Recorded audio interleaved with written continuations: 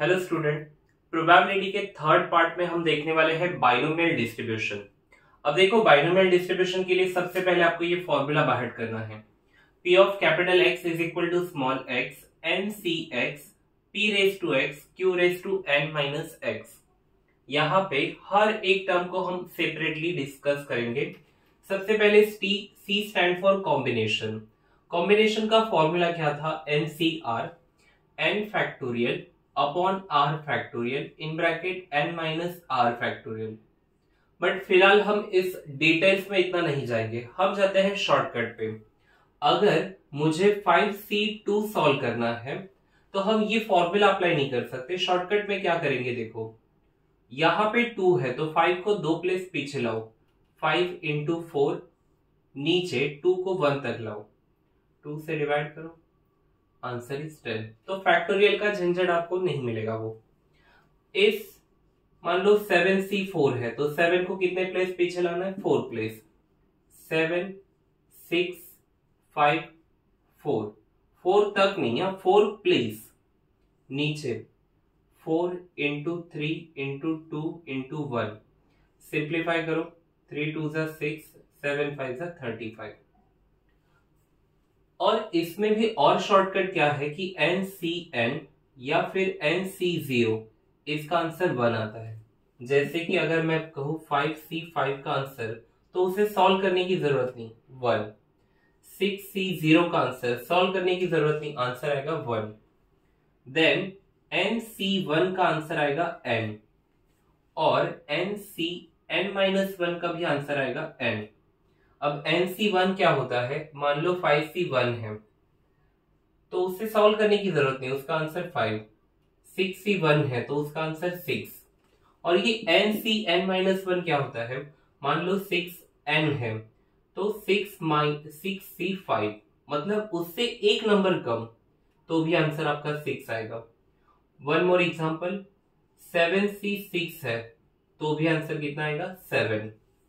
मान लो 10C2 है, इसे सॉल्व करना है तो 10 को 2 प्लेस, 2 इंटू 1, आंसर इज 45। तो ये सब कॉम्बिनेशन के एग्जाम्पल थे। कॉम्बिनेशन के बाद P stand for positive probability. अब यहाँ पे कुछ क्वेश्चन में P दिया रहता है, कुछ क्वेश्चन में P आपको अज्यूम या फिर पहले से ही पता होना चाहिए। जैसे कि अब देखो, अगर कार्ड्स का क्वेश्चन है तो कार्ड्स में टोटल 52 कार्ड्स होते हैं। 52 कार्ड्स में 2 colour, red and black. 26 red card, 26 black card. Red card में 2 टाइप होते हैं, हार्ट, डायमंड। ब्लैक में 2 टाइप होते हैं, स्पेड एंड क्लब। हर एक टाइप के 13 कार्ड। तो अगर कार्ड्स का क्वेश्चन है और आपको कलर नोट करना है, रेड या ब्लैक वॉटएवर, तो वहां पे P क्या आएगा? P आएगा आपका 26/52। सिंप्लीफाई करोगे तो वो कितना आएगा? 1/2। अगर P 1/2 है तो Q आ जाएगा 1 minus 1/2, that is 1/2। Cross multiply करोगे तो ये मिल जाएगा। नेक्स्ट, अगर फिर कार्ड्स का क्वेश्चन है और ये जो सूट है, चार टाइप है, कौन से? Heart, diamond, spade, club. इसमें से अगर कोई क्वेश्चन आपको नोट करना है, मतलब स्पेड कार्ड अगर आपको नोट करने हैं, तो उसके लिए P क्या होना चाहिए? स्पेड कार्ड कितने हैं? 13 आउट ऑफ 52, 13/52, दैट इज 1/4। अगर P 1/4 है तो Q आ जाएगा 1 माइनस 1/4। क्रॉस मल्टीप्लाई करो, आंसर आएगा 3/4। ये P Q क्वेश्चन में नहीं दिया रहेगा, ये आपको पहले से पता होना चाहिए अगर कार्ड्स का क्वेश्चन है। उसके बाद मान लो कॉइन का क्वेश्चन है तो कॉइन के क्वेश्चन में हेड या टेल आने की पॉसिबिलिटी। आप कितनी बार टॉस करते हो ये मैटर नहीं कर रहा है। यहाँ पे पॉसिबल आंसर्स क्या होते हैं? हेड और टेल। तो अगर हेड के बारे में कंडीशन है या फिर टेल के बारे में, P आपका फिक्स है 1/2, क्योंकि हेड या टेल दोनों में से एक ही आंसर P। तो Q है आपका 1 माइनस 1/2, फिर से 1/2। मान लो डाइस का क्वेश्चन है तो टोटल सैंपल स्पेस क्या आएगा 1 2 3 4 5 6। अब उसमें किसी भी एक नंबर को अगर नोट करना है तो डाइस में 1, मान लो 1 नंबर नोट करना है तो 1 कितनी बार आ रहा है, एक ही बार। पूरे 6 सैंपल स्पेस में टोटल नंबर ऑफ एस 6 है, उसमें से 1 ये नंबर या फिर किसी भी नंबर के बारे में अगर हम बात करते हैं तो वो एक ही बार है, तो वहां पे P होगा 1/6। P है 1/6 तो Q आएगा 1 - 1/6, क्रॉस मल्टीप्लाई करोगे तो आंसर आएगा 5/6। लेकिन अगर डाइस का क्वेश्चन है और हम उसमें से इवन नंबर नोट कर रहे हैं तो इवन नंबर क्या है 2 4 6, मतलब आउट ऑफ 6 3 नंबर इवन है तो P आ जाएगा आपका 3/6।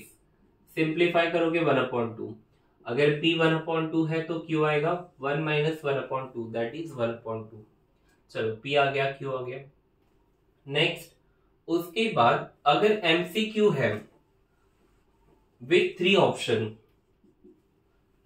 Multiple choice question with 3 option, मतलब प्रोबेबिलिटी के अंदर ऐसा क्वेश्चन आता है बाइनोमियल डिस्ट्रीब्यूशन में, तो देखो आंसर करेक्ट आने की पॉसिबिलिटी क्या हो सकती है। आपके पास 3 चॉइस है, उसमें से एक आंसर करेक्ट है तो P आएगा आपका 1/3। अगर P 1/3 है तो Q है 1 - 1/3 दैट इज 2/3। इसी को थोड़ा और एक्सटेंड करते हैं, मान लो मल्टीपल चॉइस क्वेश्चन है विथ 4 ऑप्शंस, उसमें से करेक्ट आंसर एक ही है तो आंसर करेक्ट आने की पॉसिबिलिटी है 1/4, तो Q आएगा 1 - 1/4। 1 - 1/4 क्रॉस मल्टीप्लाई करोगे तो 3/4। नेक्स्ट ये रहा P Q। उसके बाद Q कैसे फाइंड करते हैं हमने वो भी देखा। यहाँ पे मीन का फॉर्मूला क्या है NP, वेरिएंस का फॉर्मूला NPQ। और एक चीज आपको याद रखनी है जो खास करके ऑब्जेक्टिव में भी पूछा जाता है कि mean in binomial distribution mean is greater then variance, always mean बड़ा रहेगा किससे, वेरिएंस से। अब देखते हैं इसके कुछ इंपॉर्टेंट क्वेश्चन, चेक करो। एक्सरसाइज 8.3 से first question, a die is thrown 4 times, if getting an odd number is success, find the probability of 2 success, at least 3 success, at most 2 success. देखो क्वेश्चन का आंसर यहाँ पे छोटा होता है but हमें जो पहले प्रोसेस लिखना होता है उसे जरा ध्यान से देखो। सबसे पहले ये line, here a die thrown, a die is thrown 4 times, तो यहां पे n आ गया आपका 4। नेक्स्ट क्या नोट कर रहे हैं, getting an odd number, if getting an odd number is a success,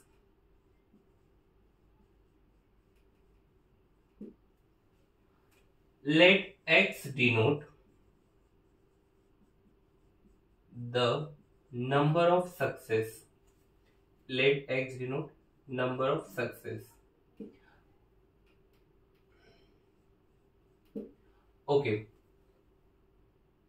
अब देखो यहां पे X की वैल्यू कहां से लेकर कहां तक लिखनी है, possible value of X is equal to, हमेशा पॉसिबल वैल्यू ऑफ X 0 से लेकर n तक, n क्या है आपका 4, 0 1 2 3 4, हियर P। अब देखो हमने इसके बारे में पहले ही डिस्कस किया कि किसके बारे में कंडीशन है, ऑड नंबर।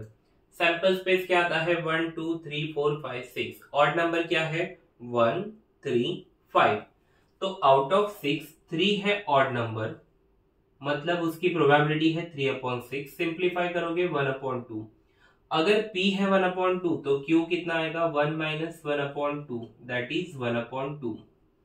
अब हम लिखेंगे X similar B, B stand for binomial, in bracket N is equal to 4, P is equal to 1/2। The PMF of X,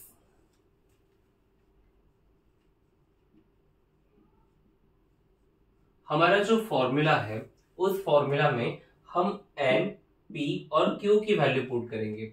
अब देखो पहली बार मैं आपको फॉर्मूला लिख के दे रहा हूं फिर से एक बार, लेकिन आपको डायरेक्टली वैल्यू पुट करके भी आप फाइंड कर सकते हो। फॉर्मूला क्या है, NCx p raise to x q raise to n minus x। तो मैंने कहा आपको किसकी किसकी वैल्यू पुट करनी है, सबसे पहले n की वैल्यू क्या है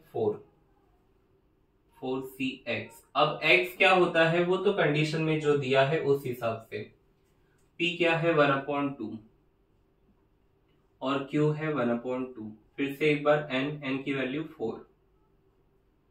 फर्स्ट टू सक्सेस मतलब x की वैल्यू हम क्या पुट करेंगे 2, p of x is equal to 2। x की वैल्यू 2 पुट करो, 4c2 1/2 raise to 2 1/2 raise to 4 minus 2। Okay, थोड़ी देर पहले हमने कॉम्बिनेशन के बारे में डिस्कस किया था कि शॉर्टकट क्या है। अगर यहाँ पे 2 है तो 4 को 2 प्लेस पीछे लो, 4 इंटू 3 2 इंटू 1। नाउ 1/2 का स्क्वायर 1/4 1/4। आप चाहे तो 4 कैंसिल करो, 3 इंटू 1 इंटू 1 3 2 इंटू 4 8 आ गया आंसर। फिर आंसर इन वर्ड लिखना है, therefore the probability of getting to success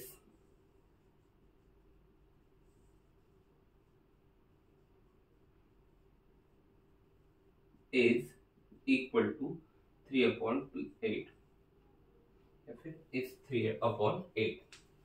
second क्या फाइंड करना है, एट लीस्ट 3 सक्सेस। एटलीस्ट और एटमोस्ट होता क्या है, एटलीस्ट मतलब कम से कम, और उससे ज्यादा कितना भी चलेगा। कितना मतलब हम कहां तक जा सकते हैं 4 तक। तो एटलीस्ट 3 मतलब 3 या 3 से ज्यादा, मतलब उसमें कौन कौन आएगा 3 and 4।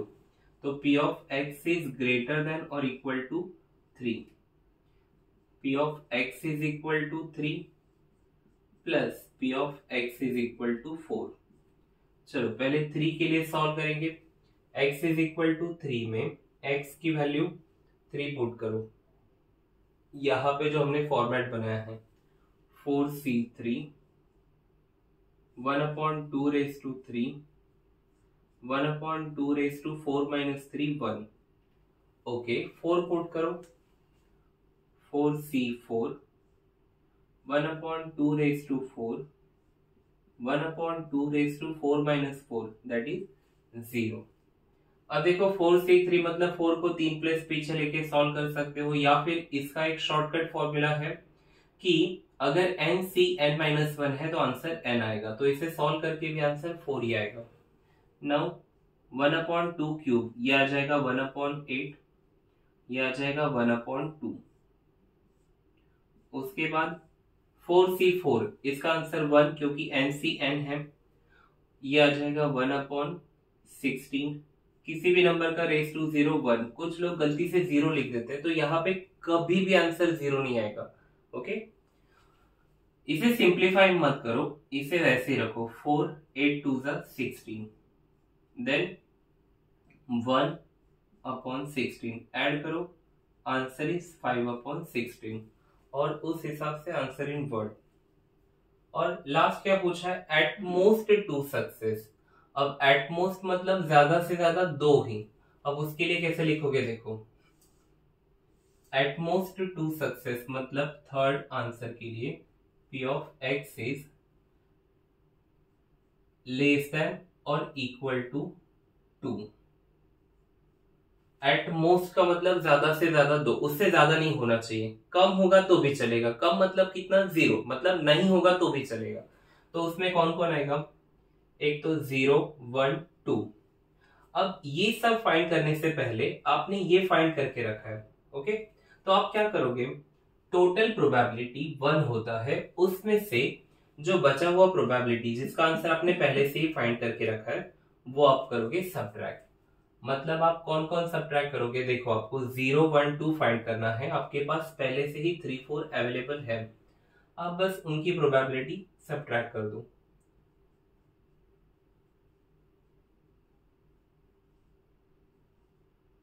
वन माइनस इसकी प्रोबेबिलिटी हमने क्या फाइंड की है 5/16, क्रॉस मल्टीप्लाई करो 16 वन जा 16, 16 minus 5 which is 11, answer is 11/16। Okay, next question number 3, there are 10% defective item in a large bulk of item. What is the probability that a sample of 4 items will include not more than one defective item? सबसे पहले sample of कितना लिया है 4. Here a sample of 4 items are taken. तो ये बन गया आपका n।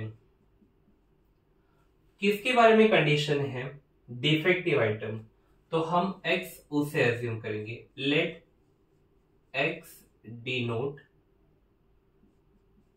The number of defective items, then possible value of x। Okay, possible value of x क्या हो सकता है? हमने क्या बताया था? 0 से लेकर n तक, 0 1 2 3 4। Here p। अब ये ऐसा क्वेश्चन है जहां पे p दिया है आपको, p पहले से ही दिया है कितना? 10%। 10% मतलब 10/100, 0.1 लिख सकते हो या फिर 1/10 लिख सकते हो। आपको जो इजी लगे वो आप कर सकते हो। 1/10 रखोगे तो भी चलेगा। चलो 1/10 रखते हैं। Now q is equal to 1 minus P, cross multiply करोगे 1 minus 1/10 that is 9/10। Now therefore x similar b in bracket n is equal to 4, p is equal to 1/10। अब फॉर्मूला में वैल्यू, लास्ट टाइम हमने formula लिखा but इस time हम formula में directly value put करेंगे। किसके? n, p और q। Therefore the pmf of x is p of capital X equal to small x, n क्या है? 4cx into p raise to, p क्या है आपका? 1/10 raise to x, q raise to n minus x मतलब 4 minus x। अब देखो यहाँ पे एक ही कंडीशन है, तो अगर वो ऐसा क्वेश्चन आता है तो वो 3 मार्क्स के लिए। कंडीशन क्या है? Not more than 1। Not more than 1 मतलब x इज लेस देन और इक्वल टू 1। 1 से ज्यादा नहीं चाहिए, 1 चलेगा, तो लेस देन और इक्वल टू 1। लेस देन और इक्वल टू 1 में कौन कौन आएगा? 0 and 1। p of x is equal to 0 plus p of x is equal to 1। चलो x की वैल्यू 0 पुट करते हैं। 4c0 1/10 raise to 0, 9/10 raise to 4 minus 0 that is 4। 1 put करो, 4c1 1/10 raise to 1, 9/10 raise to 4 minus 1 that is 3। अब देखो हमने पहले से ही रूल बना के रखे हैं, अगर NC 0 है तो आंसर 1 आएगा, किसी भी नंबर का रेज टू 0 1 आएगा। 9 रेज टू 4, अब देखो 9 इंटू 9 81, 9 इंटू 9 729, उससे और एक बार 9 से मल्टीप्लाई करोगे तो रेज टू 4 भी मिल जाएगा। 9 9 जा 81, 9 2 जा 18, 18 प्लस 8 26, 9 7 जा 63 प्लस 2 65, तो 6561 डिवाइड बाय 10 रेज टू 4 मतलब 4 0 दिखने चाहिए बस, प्लस 4c1 का आंसर कितना आएगा? 4, क्योंकि nc1 का आंसर n आता है। 1/10 रेज टू 1 मतलब 1/10, 9 का क्यूब 729, 10 रेज टू क्यूब मतलब 1000। ओके, चलो इसे मल्टीप्लाई करते हैं 6561 अपॉन 10,000। नाउ 4 इंटू, क्योंकि ये सिंप्लीफाई नहीं करने, क्योंकि दोनों का डिनोमिनेटर सेम चाहिए, इसीलिए 4 से 729 को मल्टीप्लाई करो, 729 इंटू 4 36, 4 2 ज़ा 8, 8 प्लस 3 11, 28 प्लस 1 29, 2916 अपॉन 10,000। दोनों का डिनोमिनेटर सेम है, ऐड करो 7 7, 9 प्लस 5 14, 6 प्लस 2 8 प्लस 1 9 अपॉन 10,000। अब 10,000 मतलब कितने जीरो है, 4 जीरो, तो आप 4 प्लेस छोड़ के पॉइंट दे सकते हो, 0.9477। Here is the final answer. Question number 4. 5 cards are drawn successively with replacement from well shuffled pack of 52 cards. Find the probability that all the 5 cards are spade, only 3 cards are spade, none is spade. अब देखो cards के बारे में question है, हालांकि total 52 cards होते हैं, हमने कितने ड्रॉ किए हैं उसमें से 5, तो ये है आपका n। शुरुआत में लिखने का pattern, here 5 cards are drawn from pack of 52 cards. Therefore, n is equal to 5. x, अब x किसे डिनोट करेंगे, तो आप सारे कंडीशंस देखो, किसके बारे में पूछा गया है, स्पेड, तो late x denote the number of spade cards